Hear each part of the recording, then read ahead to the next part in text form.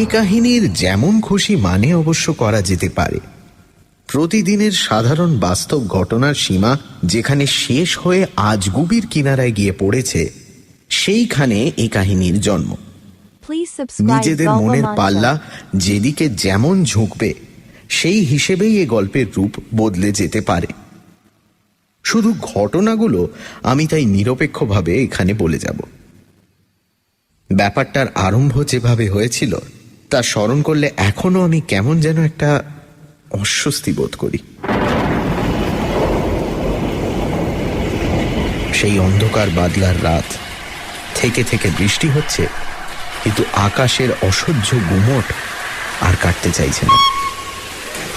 মোগলসরাই স্টেশনের 3rd ক্লাসের waiting room ঠিক নয়, টিনের চাল দেওয়া বিশাল শেডের তলায় একেবারে একলা রাত 2টোর একটি ট্রেনের জন্য অপেক্ষা করছি। আর আকাশের মেঘের ডাকের সঙ্গে পাল্লা দিয়ে চারিধারে ইঞ্জিনের শান্টিং, মালগাড়ির পরস্পরের সঙ্গে ধাক্কা ও বিশাল জাংশন স্টেশনের অসংখ্য অস্বাভাবিক অদ্ভুত আওয়াজ শুনছি। বিশাল টিনের শেডের মাঝখানে মিটমিট করে যে একটি মাত্র তেলের আলো জ্বলছে, তাতে সামনের অন্ধকার একটু তরল হয়েছে মাত্র। শেডের কোণে কোণে সে আলো একেবারেই পৌঁছয়নি। শেডটি শুধু যাত্রীদের অপেক্ষা করবার নয়, মাল রাখবারও জায়গা। একধারে টিনের চাল পর্যন্ত বড় বড় কিসের বস্তা স্তূপাকার করে সাজানো। আমি যেখানটায় ওজন করবার যন্ত্রটার উপর বসেছিলাম, সেখানে পরের পর সাজানো পিপের পাহাড় অস্পষ্টভাবে দেখা যাচ্ছে। আর এক পাশে কেরোসিন কাঠের একগাদা বাক্স ভালোভাবে ঠাহর করে দেখলে চোখে পড়ে। মাঝে মাঝে বাইরের উজ্জ্বল বিদ্যুৎ চমকে সমস্ত শেড আলোকিত না হয়ে উঠলে অবশ্য এ সমস্ত আমি লক্ষ্য করতাম কি না সন্দেহ। বিদ্যুতের আলো মিলিয়ে যাওয়ার সঙ্গে সঙ্গে প্রতিবার সমস্ত শেড আরো অন্ধকার হয়ে উঠছে, যেন কেমন একটা অস্বস্তিকর অদ্ভুত মিষ্টি গন্ধে বাতাস ভারী হয়ে আছে। ঘোরালো অন্ধকারের জায়গাটা লাগছে রহস্যময়। শখ করে অবশ্য এই জায়গায় আসিনি। স্টেশনের কোনো ওয়েটিং রুমে জায়গা না পেয়েই বাধ্য হয়ে এখানে আসতে হয়েছে। 2nd ক্লাস ওয়েটিং রুমের সবকটা আসনই ভর্তি। ইন্টার ক্লাসের জন্য নির্দিষ্ট ঘরটিতে কে একজন যাত্রী হঠাৎ ভয়ঙ্কর অসুস্থ হয়ে পড়ায় ভয়ানক গোলযোগ ও বিশৃঙ্খলা। মাত্র ঘণ্টাখানেক অপেক্ষা করলেই গাড়ি পাওয়া যাবে জেনে শেষে এইখানেই আশ্রয় নিয়েছি। কিন্তু শেডের তলায় আর কোনো যাত্রী না দেখে প্রথমটা একটু আশ্চর্যই হয়েছিলাম। 3য় শ্রেণীর যাত্রীরা কি আজকাল আর ট্রেনে চাপে না? তবে রাত এখন অনেক, যাত্রী যা 2-1জন আছে, বৃষ্টি সত্ত্বেও স্টেশনের প্ল্যাটফর্মেই হয়তো কোনো রকমে আশ্রয় নিয়েছে, এমনও হতে পারে। নির্জন শেডের ছমছমে অন্ধকারে বসে থাকতে থাকতে মনে হচ্ছিল আমারও প্ল্যাটফর্মে কোনো রকমে একটা আশ্রয় খোঁজাই ভালো ছিল। হাত ঘড়িটার উজ্জ্বল ডায়ালের দিকে চেয়ে দেখলাম সবে 1টা বেজেছে। আরও 1 ঘণ্টা এই শেডের তলায় কাটাতে হবে জেনে মনটা বিশেষ প্রসন্ন হয়ে উঠল না। ভয় কাতুরে আমি মোটেই নই। এত বড় জাংশন স্টেশনের যাত্রী নিবাসে বসে ভয় পাওয়ার কোনো কথাও নয়। তবু আবছা অন্ধকারে চারিধারে স্তূপাকার মালের মাঝখানে বসে থাকতে থাকতে অস্বাভাবিক নির্জনতার জন্যই বোধহয় কেমন যেন একটা অস্বস্তি বোধ করছিলাম। বাইরের শান্টিং প্রভৃতি শব্দ ও মেঘের ডাকের ফাঁকে ফাঁকে ঘরের এক কোণ থেকে কেঠো পোকার কাঠ কুড়ে কুড়ে ফুটো করবার একঘেয়ে শব্দ শোনা যাচ্ছে।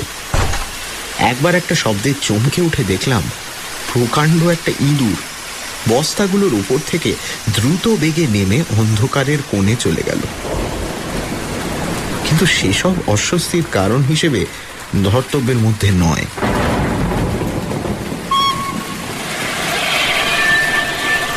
15 মিনিট আরও এইভাবে কেটে যাওয়ার পর কিন্তু সত্যি অস্বস্তিটা যেন অত্যন্ত বেড়ে গেল মনে হলো। বড় রেল স্টেশনের শব্দের কোনো ধরা বাঁধা নিয়ম নেই। হঠাৎ মাঝে মাঝে সব একেবারে থেমে যায়, তারপর আবার শুরু হয় অতর্কিত। এখন যেন শব্দের বিশৃঙ্খলার মধ্যে সেই রকম একটা ফাঁক পড়েছে। আকাশে মেঘের ডাক নেই, কেঠো পোকাটাও যেন ক্লান্ত হয়ে থেমে গেছে। অসাধারণ একটা নিস্তব্ধতা। সে নিস্তব্ধতা আমার পেছন দিকে খুব কাছাকাছি আচমকা একটা প্রচণ্ড ফোঁসফোঁসানির শব্দে ভেঙে গেল।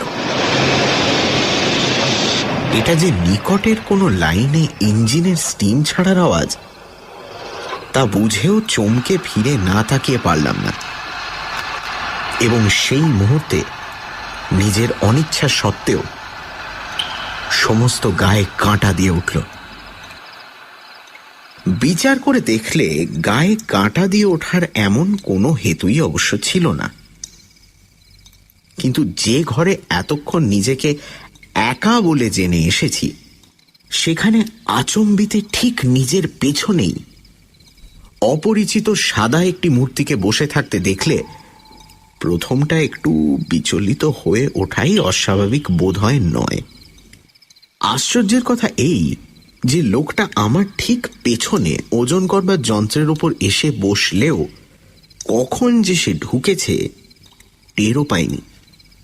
এখনো লোকটা ঠিক পাথরের মূর্তির মতো নিশ্চল, এতটুকু সাড়া শব্দও নেই। আবছা আলোয় অনেকক্ষণ ধরে লোকটাকে নজর করে দেখলাম। দুটো হাঁটুর ওপর ভর দিয়ে মাথা নিচু করে সে বসে আছে। পাশে একটা ছোট বোঁচকা। পোশাক ও মুখের যেটুকু দেখা যাচ্ছে তাতে তাকে সাধারণ দরিদ্র একজন চীনে ম্যান বলেই সহজে বোঝা যায়। বুঝে একটু বোকাই হলাম। এরকম নির্জন জায়গায় একজন সঙ্গী পেলে খুশি হওয়ারই কথা, দুটো আলাপ করে বাঁচা যায়। কিন্তু চীনে ম্যানের সঙ্গে কি আলাপ করব? বাধ্য হয়ে তাই আবার মুখ ফিরিয়ে চুপ করে বসে রইলাম। চীনে ম্যানও আমার সম্বন্ধে সম্পূর্ণ নির্বিকার বলেই মনে হলো। শেডের তলায় আর কেউ আছে বলে তার যেন খেয়ালই নেই। মিনিট 5 এইভাবে কাটবার পর আর একবার কৌতূহল ভরে তার দিকে ফিরে তাকিয়েছি, এমন সময় বাইরে বিদ্যুৎ চমকে উঠল। মাত্র 1 সেকেন্ডের সেই উজ্জ্বল আলোই আমার পক্ষে যথেষ্ট। চীনেম্যান মুখ ফিরিয়ে আমার দিকে একবার তার তেরছা আধমোজা চোখ খুলে অদ্ভুতভাবে তাকিয়েই মুখ ফিরিয়ে নিল। কিন্তু আমি তখন যা দেখবার তা দেখতে পেয়েছি।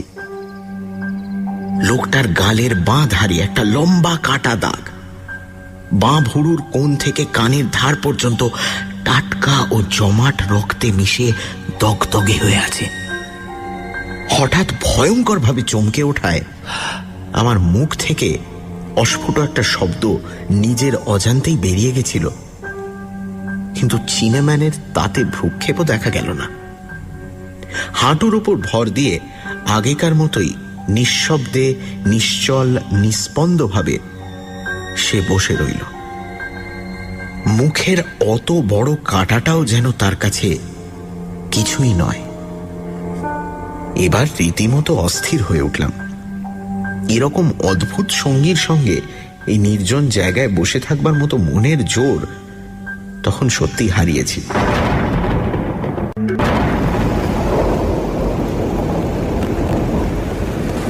বাইরে বৃষ্টি আবার জোরে পড়তে শুরু করেছে। তা সত্ত্বেও উঠে প্ল্যাটফর্মেই চলে যাব ঠিক করলাম। সঙ্গের ছোট সুটকেসটা তুলে নিয়ে উঠতে যাচ্ছি, এমন সময় বাইরে অনেক লোকের গোলমাল শোনা গেল। গোলমালটা এই দিকেই আসছে। দেখতে দেখতে দেখতে কয়েকটা টর্চের আলো শেডের ভেতরে এসে পড়ল। তারপরেই কয়েকজন রেলওয়ে পুলিশ ও একজন কর্মচারীর আবির্ভাব। টর্চের জল আমার দিকে ফেলে হিন্দুস্থানি দারোগা সাহেব একটু যেন বিস্মিতভাবে এগিয়ে এলেন। আপনি আপনি কতক্ষণ আছেন এখানে? অবাক হয়ে বলি, তা প্রায় 1.5 ঘন্টা। 1.5 ঘন্টা? আপনি কি একলাই আছেন? একলা না। আমার কথা শেষ করতে না দিয়েই দারোগা সাহেব উৎসুকভাবে বললেন, আর কে ছিল এখানে? চিনেম্যান, একজন চিনেম্যানকে দেখেছেন? পেছনে আঙুল দেখিয়ে বললাম, ওই তো। কিন্তু বলার সঙ্গে সঙ্গে পেছন ফিরে তাকিয়ে একেবারে স্তম্ভিত হয়ে গেলাম। কোথায় সে চিনেম্যান? দারোগাবাবু আমার মুখের ভাব লক্ষ্য করে কৌতূহল ভরে বললেন, আপনার পেছনেই ছিল নাকি? এই তো কয়েক সেকেন্ড আগেই দেখেছি, বাঁ দিকে একটা কাটা দাগ। আমার শুকনো গলা দিয়ে কথাগুলো যেন বেরোতেই চাইছে না। পুলিশেরা সবাই মুখ চাওয়াচাওয়ি করছিল। দারোগাবাবু বললেন, ঠিক দেখেছেন, কিন্তু কয়েক সেকেন্ড আগে কি বলছেন? সে বেরিয়ে যায়নি এখান থেকে? আমার জ্ঞান তো নয়। শেডের মধ্যে স্তূপাকার মালের পেছনে কোনো জায়গায় চিনেম্যান লুকিয়ে থাকতে পারে মনে করে পুলিশ তারপর তন্ন তন্ন করে খোঁজার আর কিছু বাকি রাখলে না। কিন্তু কোনো চিহ্নই তার পাওয়া গেল না। কেমন করে যে সে 1 সেকেন্ডের মধ্যেই এমন অন্তর্হিত হয়েছে কে জানে। হয়রান হয়ে পুলিশ শেষ পর্যন্ত খোঁজা বন্ধ করে শেড থেকে চলে গেল। আগা গোড়া এই অপ্রত্যাশিত ব্যাপারে আমি তখন স্তম্ভিত হয়ে আড়ষ্টভাবে দাঁড়িয়ে আছি। পুলিশের লোক চলে যাওয়ার পর হঠাৎ খেয়াল হলো এ শেডের ভেতরে একলা থাকা মোটেই আর নিরাপদ নয়। লোকটার কোনো পরিচয় অবশ্য দারোগার কাছে পাইনি, কিন্তু মুখে অত বড় ক্ষত নিয়ে নেহাত কোনো পুরুষ যে পুলিশের হাত থেকে পালিয়ে বেড়াচ্ছে না, এটুকু বুঝতে পেরেছি। তাছাড়া তার এই শেড থেকে অন্তর্হিত হওয়ার ব্যাপারটার কোনো ব্যাখ্যাই তো পাওয়া যায় না। কথাটা মনে হতেই সমস্ত শরীরটা শিউরে উঠল একবার। না, আর এখানে এক মুহূর্তও নয়।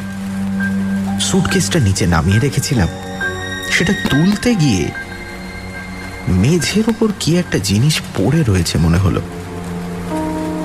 জিনিসটা তুলে আলোর নিচে নিয়ে গিয়ে ভালো করে দেখে বেশ অবাক হলাম। হাতির দাঁতের খোদাই অপরূপ একটা খুদে মূর্তি। এসব জিনিসের সঙ্গে যেটুকু পরিচয় আমার আছে তাতেই বুঝলাম কোনো উঁচু দরের চীনে কারিগর ছাড়া এমন জিনিস কেউ গড়তে পারে না। মাত্র 1 বিঘত পরিমাণ মূর্তিটির সমস্ত অঙ্গ, মায়ের চোখের ভুরু পর্যন্ত অপরূপ কৌশলে খোদাই করা। হাতির দাঁতে তৈরি সাধারণ চীনে মূর্তির মতো কাল্পনিক দৈত্য দানবের রূপ এটিতে নেই। সাধারণ একজন চীনে মজুর শ্রেণীর লোক পিঠে ঝোলা বেঁধে একটু নুয়ে পড়ে দাঁড়িয়ে আছে। অদ্ভুত শুধু সেই খুদে মূর্তির চোখের চাহনি আর মুখের সূক্ষ্ম বিদ্রুপের রেখা ফোটানোর কায়দা। মূর্তিটা যেটা যে চিনেম্যানই তাড়াতাড়িতে ফেলে গেছে এ বিষয়ে কোনো সন্দেহ নেই, কিন্তু আমি এখন করি কি? যেখানে জিনিস সেখানেই রেখে যাব, না জমা দেব পুলিশের জিম্মায়? শেষ পর্যন্ত কিন্তু লোভই জয়ী হলো। এমন অপরূপ শিল্পকৌশলে নিদর্শন চুরি করতেও বুঝি সত্যিকারের সমজদারের বাধে না। আমি তো ঠিক চুরিও করছি না। মূর্তিটা সুটকেসের ভেতরে ভরে আমি শেড থেকে বেরিয়ে পড়লাম, কিন্তু সে মূর্তি আমি বাড়িতে নিয়ে আসতে পারিনি। পথেই সে মূর্তি আমার হাত থেকে খোয়া গেছে। কেমন ভাবে আমি তা হারালাম সেই কথাই এবার বলি।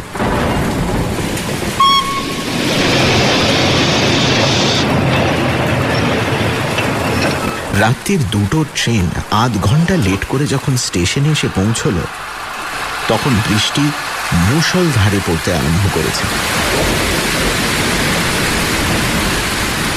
সেই বৃষ্টির ভেতরে ভালো কামরা খোঁজ করবার উৎসাহ আর ছিল না। সামনে যে কামরা পেলাম তাইতেই উঠে কিন্তু খুশি হয়ে গেলাম। কামরাটি একেবারে খালি।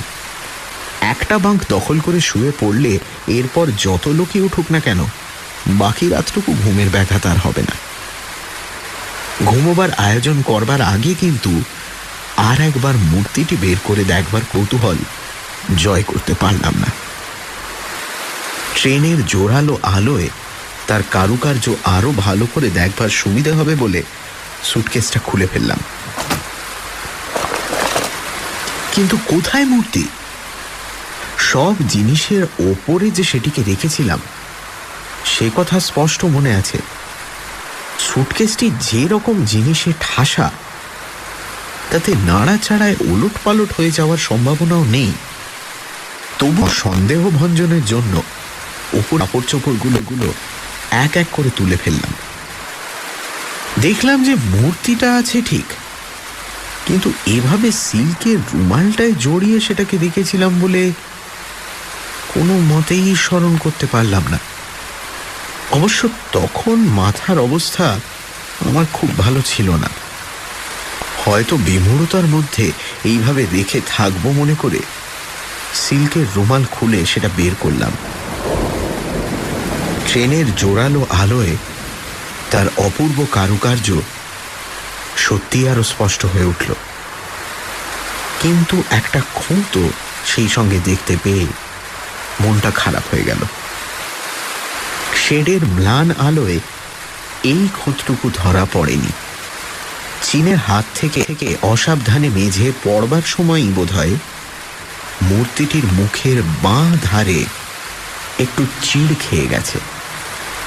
সামান্য একটু সূক্ষ্ম দাগ মাত্র, কিন্তু এমন মূল্যবান জিনিসের এইটুকু খুঁত থাকলেও মন ক্ষুণ্ণ হয়। সযত্নে মূর্তিটিকে আবার সিল্কের রুমালে জড়িয়ে সুটকেসের ভেতর তুলে রাখলাম।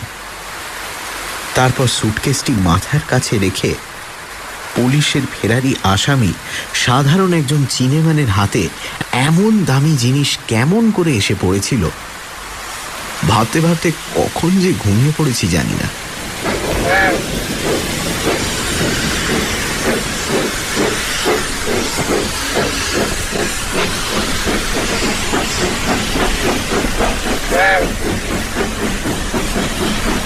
ঘুমের ভেতর অস্পষ্টভাবে সেই চীনেম্যানকেই যেন স্বপ্ন দেখছিলাম।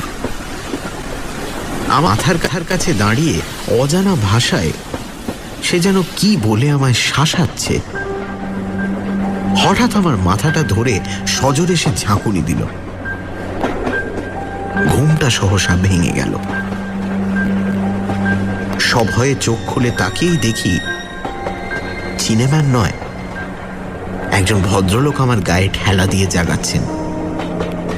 বিমূঢ়ভাবে উঠে পড়লাম। ট্রেন একটা স্টেশনে এসে থেমেছে। বাইরে কুলি ও যাত্রীদের হাঁকডাক শোনা যাচ্ছে। এতক্ষণে ভদ্রলোকের কথা আমার কানে গেল। কি রকম ঘুমোচ্ছেন মশাই? ট্রেনে এমন অসাবধানে ঘুমোয়? কেন, কি হয়েছে? কি হয়েছে দেখতে পাচ্ছেন না? দেখতে আমি মুহূর্তেই পেলাম আমার সুটকেস খোলা। কাপড় চোপড় জিনিসপত্র তছনছ হয়ে কিছু বাঙ্কের ওপর, কিছু কামরার মেঝে পড়ে আছে। টাকা কড়ি ছিল নিশ্চয়ই, দেখুন কি গেছে। টাকা কড়ি নয়, কি যে গেছে আমি সুটকেসের ওই অবস্থা দেখবা মাত্র বুঝেছি। তবু দুরাশা ভরে সমস্ত কামরায় ছড়ানো জিনিসপত্র ও সুটকেস আমি তন্ন তন্ন করে খুঁজে দেখলাম। সে মূর্তিটা ছাড়া আর সব জিনিসই ঠিক আছে। ভদ্রলোক আমার মুখ দেখে সহানুভূতির স্বরে বললেন, খুব দামি কিছু ছিল বুঝি? স্টেশন মাস্টারকে খবর দিন এক্ষুনি। তারপর একটু থেমে কি ভেবে বললেন, ঠিক হয়েছে। ট্রেন প্ল্যাটফর্মে থামবার আগেই একজন চিনেম্যান এই গাড়িটা থেকে নেমে গেল বলে মনে পড়ছে এবার। চিনেম্যান? হ্যাঁ, পিঠে একটা বোঁচকা সমেত। তখনও তো খেয়াল করিনি, তারপর কামরায় ঢুকেই দেখলাম আপনার সুটকেসের এই দশা। ইস, তখন যদি আমারই বুদ্ধি হতো। যাই হোক, পুলিশে খবর দিন এই বেলা স্টেশন মাস্টারকে বলে। কিন্তু আমি সিল্কের রুমালটা হাতে নিয়ে বিমূঢ় হয়ে বসেই রইলাম। রুমালটার এক ধারে সামান্য একটুখানি রক্তের দাগ।